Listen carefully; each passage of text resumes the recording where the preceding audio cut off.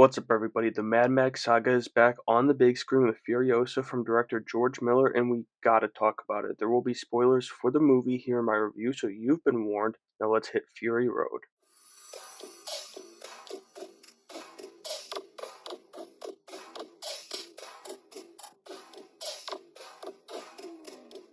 As I always do, I'll get my cons out of the way right away. Kicking this section off is going to be my more genuine complaint. The other one I have is something I feel might be a little more personal to me, but we'll see.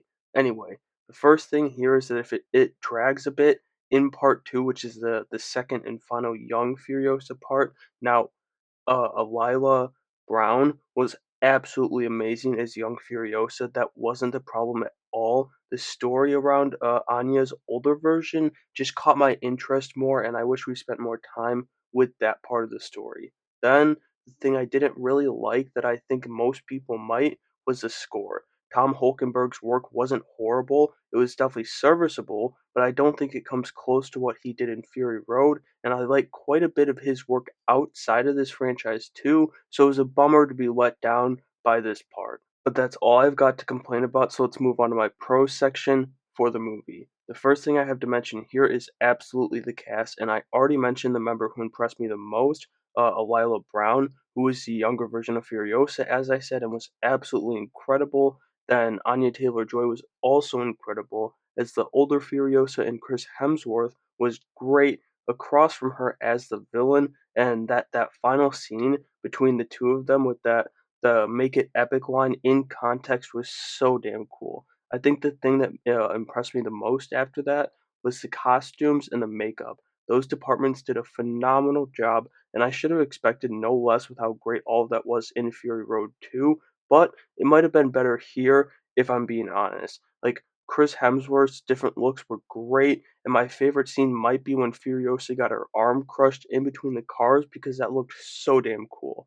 Then there's just this story here. Before I saw any trailers, I was honestly kind of like a little skeptical about this, if this movie just in general, because of all the prequel concerns, lack of emotion because I know what happens to people, places, things, whatever. But that wasn't the case here. I thought George Miller and Nick Latouris did a damn good job both writing into that and around it in genuine ways that left me very, very satisfied.